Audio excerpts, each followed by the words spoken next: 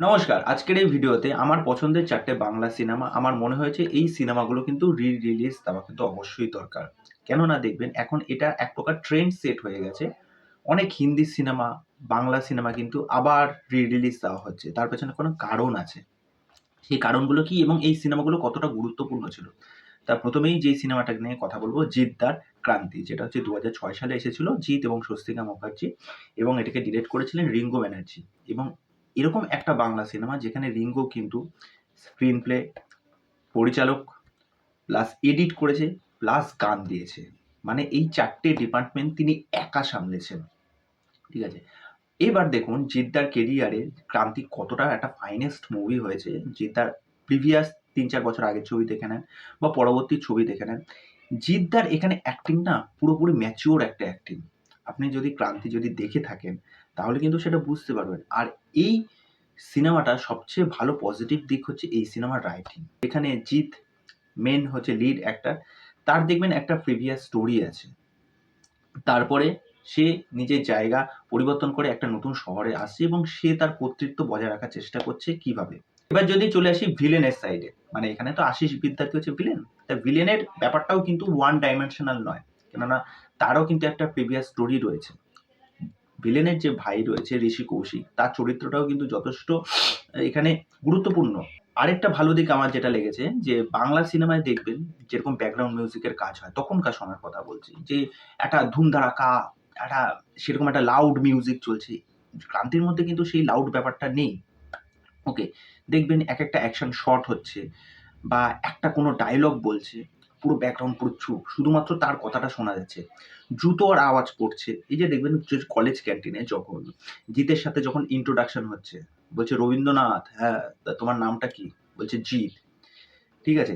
এরপর যখন দেখবেন ওই যে বিশ্বনাথ বসু যখন বসে আছে, বিশ্বনাথ বসুকে যখন ওই চেয়ারটা লাথি মেরে সরিয়ে যখন বিশ্বনাথ বসুকে যখন বসতে বলবে, ওই জায়গাটায় পা দিয়ে ওই জায়গাটা সাপোর্ট দিয়ে তার পায়ের উপর বসবে। ওই জায়গাগুলো এবং এই সিনেমার যে অ্যাকশন কোরিওগ্রাফ গুলো করা হয়েছে, সেইগুলো কিন্তু দেখতে যথেষ্ট ভাল লাগছে। ঠিক আছে? আর এখানে অ্যাকশন কোরিওগ্রাফ গুলো যেগুলো কিন্তু যথেষ্ট প্রমিসিং সেই সময়ের নিরিখে দাঁড়িয়ে। এই যে ট্রাম লাইনের ওপর অ্যাকশন হচ্ছে, ট্রাম লাইনের ওই যে মাথার ওইটা খুলে ফেলছে, বেধড়ক অ্যাকশন করছে। প্রত্যেকটা জায়গায় জিৎ আর স্বস্তিকার তাদের দুজনের কেমিস্ট্রিটা যেভাবে এখানে এস্টাবলিশ করা হয়েছে। জিতের সাথে তার যে বাবার কেমিস্ট্রিটা এখানে দেখানো হয়েছে। বাবার যে একটা বেদনা আছে, একটা আর্তনাদ আছে, সেই বিষয়টাকে তুলে ধরা আছে। এই প্রত্যেকটা বিষয়ের সাথে কিন্তু আমরা কানেক্ট করতে পেরেছি। সুতরাং এই প্রত্যেকটা জিনিস, প্রত্যেকটা ক্যারেক্টারকে কিন্তু সমানভাবে এখানে গুরুত্ব দেওয়া হয়েছে ক্রান্তিতে। তারপরে এই ক্রান্তির গান দেখুন। ক্রান্তির গানগুলো তো যথেষ্ট ভালো। এই যে আমি বাংলায় গান গাই, ওই যে কলেজ চত্বরে যখন পুরো সকলে একত্রিত হয়ে যখন তার সাথে দাঁড়াবে, জিতের সাথে দাঁড়াবে ওই মুহূর্তটা। এবং দেখবেন কমার্শিয়াল হলেও এই সিনেমার মধ্যে কিন্তু সেই ঝাঁ চকচকে ব্যাপারটা কিন্তু একদমই কিন্তু রিঙ্গো রাখেনি। একদম নরমাল সাদামাটা জামাকাপড় থেকে শুরু করে কোনো ওভার দ্য টপ কোনো বিষয়পত্র নেই। ঠিক আছে? যে একটা ঝাঁকানাকা একটা ব্যাপার থাকবে, বাইরে গিয়ে ফরেন লোকেশন এ গান-ফান চলবে এরকম কিন্তু ব্যাপারপত্র কিন্তু কিছুই রাখেনি। তো ওভারঅল আমার মতে যে 'ক্রান্তি' সিনেমা কিন্তু আবার রিলিজ দেওয়ার দরকার। ঠিক আছে? জিতের সবচেয়ে দুর্দান্ত পারফরম্যান্স মানে সেই সময় যদি দাঁড়িয়ে বলে থাকি। তা এরপর চলে আসি 'বন্ধন'। জিৎ এবং কোয়েল জুটি। যেটা আমার মনে হয় বাংলা সিনেমার সবচেয়ে সফল জুটি এবং জিৎ কোয়েল জুটি দেখার জন্য কিন্তু আমরা প্রচুর বাঙালি দর্শক আছি যারা মুখিয়ে আছি এবং সেই সময়ে দাঁড়িয়ে 'বন্ধন' এমন একটা সিনেমা যখন সঙ্গীত বাংলায় আসতো, 'বন্ধনের' প্রত্যেকটা গান মানে অমায়িক। আমি স্পেশালি এখনো শুনি 'বন্ধনের' গান। এতটা ভাল লাগে এবং তাদের এই জিৎ এবং কোয়েলের কেমিস্ট্রিটা সেটা আলাদা করে কিছু বলবার অপেক্ষা রাখে না। ঠিক আছে? মানে এরা যখনই স্ক্রিনে আসবে কিছু একটা চমক ঘটাবে। লাস্টে আপনি দেখুন যে জিৎ এবং কোয়েলের লাস্ট সিনেমা যতদূর সম্ভব মনে হয় 100% লাভ ছিল। আমি এখনো বিশ্বাস করি এই 'বন্ধন' সিনেমাটা যদি রিলিজ দেওয়া হয়, তাহলে কিন্তু আবারও কিন্তু লোকজন এই সিনেমাটা দেখতে যাবে। কিছু, কিছু বাংলা সিনেমার এরকম কিন্তু একটা চার্ম আছেই আছে। তা আমি মনে করি পরবর্তীতে যদি জিৎ এবং কোয়েল জুটি আবার আসে, আপনাদেরও মনে হয় সেটা মনে হতে পারে। তাহলে কিন্তু সেটা বাংলা ইন্ডাস্ট্রির জন্য খুবই ভালো হবে। আশা করছি তারা যদি কোনো একটা স্ক্রিপ্ট নিয়ে বসে বা কাজ করে বা আমরা যদি সেই রিলেটেড যদি কোনো খবর পাই, সেটা তো মানে এক প্রকার ধামাকা হতে চলেছে। তা যাই হোক, সেটা পরের বিষয়। তা এরপরে চলে আসি 'দেবদার চ্যালেঞ্জ' নিয়ে। দেখুন 'দেবদার চ্যালেঞ্জ' মানে বাংলা ইন্ডাস্ট্রির এক প্রকার মোড় ঘুরিয়ে দিয়েছিল। কেননা যেরকমভাবে রাজ চক্রবর্তী দেবদাকে প্রেজেন্ট করেছিল, দেবদার ওই এন্ট্রি সিন কলেজের, ওটা epic, one of the epic scene. ওই যে ব্যাকগ্রাউন্ডে মিউজিক চলছে, দেবদা ওই যে ইন্ট্রোডাকশন হচ্ছে, দেবদার কলেজে ঢুকছে, তারপরে যে ওই অ্যাকশনটা হবে, সাইলেন্সার খুলে ছ্যাঁকা ফ্যাঁকা দিয়ে দেবে, ওই জায়গাটার মজাই আলাদা পুরো।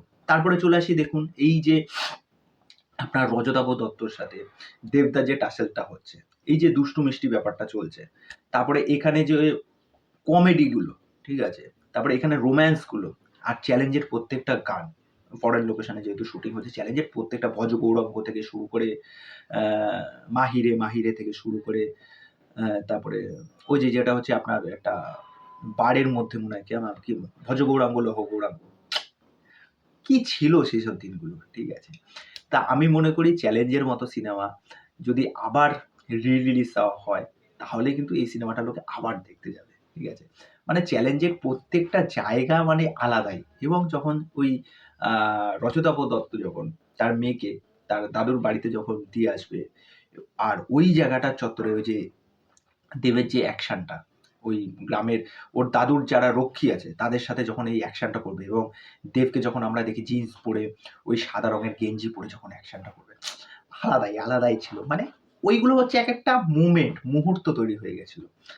তা এরপরে যদি চলে আসি দেবদার লে ছক্কা, লে ছক্কা দেবদার কেরিয়ারের আরেকটা আলাদা ঘরানা কাজ, যেখানে কিন্তু সেই যে সাউথ কলকাতা, নর্থ কলকাতা, এই যে গল্লি ক্রিকেট, তারপরে হচ্ছে প্রেম, এই বিষয়টাকে এত সুন্দরভাবে এস্টাবলিশ করা হয়েছে এখানে। যদিও বা এটা একটা সাউথের একটা সিনেমা থেকে রিমেক করা হয়েছে, তবুও এখানে কিছুটা চেঞ্জেস আনা হয়েছে। যাই হোক, এখানে যে ক্রিকেটটা দেখানো হয়েছে, গোলের মধ্যে ক্রিকেট, তারপরে এখানে যারা অ্যাক্টর যারা রয়েছে, দেব যখন তাদের পাড়াতে আসে, তারপরে এখানে যে রাজনীতির ব্যাপারটা দেখানো হয়, আর আস্তে আস্তে দেব কিভাবে এদের ভালো বন্ধু হয়ে ওঠে।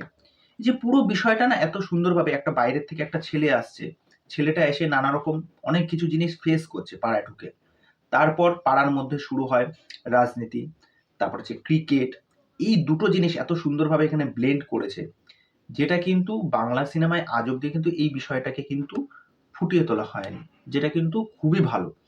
আর এখানে দেবের অ্যাক্টিং বলুন, বা পায়েলের অ্যাক্টিং বলুন, বা অন্যান্য যারা সাপোর্টিং কাস্ট আছে, পায়েলের দাদা হিসেবে আপনার ঋত্বিক চক্রবর্তী, তারও পারফরমেন্স কিন্তু খুব ভালো। ঋত্বিক চক্রবর্তীর যে আপনার দিদিটা ছিল, মানে তার বিয়ে হচ্ছিল না, সে একটু মেন্টাল আনস্টেবল অবস্থা, সেখানে দেখবেন আমরা সেই যে ভিলেনটা, যে হচ্ছে এখন আমাদের রাজা মনে হয় যতদূর সম্ভব ভিলেনের নাম, যদি আপনাদের নামটা জানা হয়ে থাকে আমাকে কাইন্ডলি জানাবেন, আমি নামটা এখন ভুলে যাচ্ছি।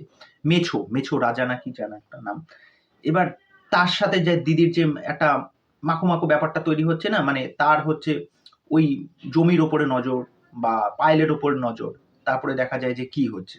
তা যাই হোক, আদ্যোপান্ত লে ছক্কা খুবই ভালো একটা সিনেমা। লে ছক্কার প্রত্যেকটা গান, বিশেষ করে ওই যে ডানা মেলে উড়ে গেলে, তারপরে মলা মলা গানটা, তা তখনকার সময় দাঁড়িয়ে এই মানে গানগুলো যেভাবে ব্যবহার করা হয়েছে, যেভাবে স্টেজ করা হয়েছে, প্রত্যেকটা জায়গায় কিন্তু ভালো। সুতরাং আমার মনে হয় এই যে কটা বাংলা সিনেমা আপনাদের সাথে আলোচনা করলাম, দেখুন মানে খুবই স্বল্প দৈর্ঘ্যের আলোচনা করলাম, বিস্তারিতভাবে আলোচনা করতে পারলাম না। কেননা যদি একেকটা সিনেমা সেরকম ধরে ধরে যদি আলোচনা করা যায়, তাহলে মোটামুটি প্রায় ৩০-৪০ মিনিটের ভিডিও হয়ে যাবে। তা যাই হোক, এত সময় কারোর নেই। তা আমার মতে যে এই সিনেমাগুলো যদি রিলিজ দেওয়া হয়, তাহলে কিন্তু দর্শক আবার এই সিনেমাগুলো হৈ হৈ করে দেখতে যাবে। তা এই বিষয় নিয়ে তোমাদের কি মতামত, সেটা কিন্তু অবশ্যই আমাকে কমেন্ট করে জানিও। আর তোমাদের পছন্দের সিনেমা কোনটা, সেটাও কিন্তু আমাকে জানিও। তো চলো, আজকের ভিডিও এখানে শেষ করছি। পরবর্তী ভিডিওতে আবার দেখা হচ্ছে। বাই।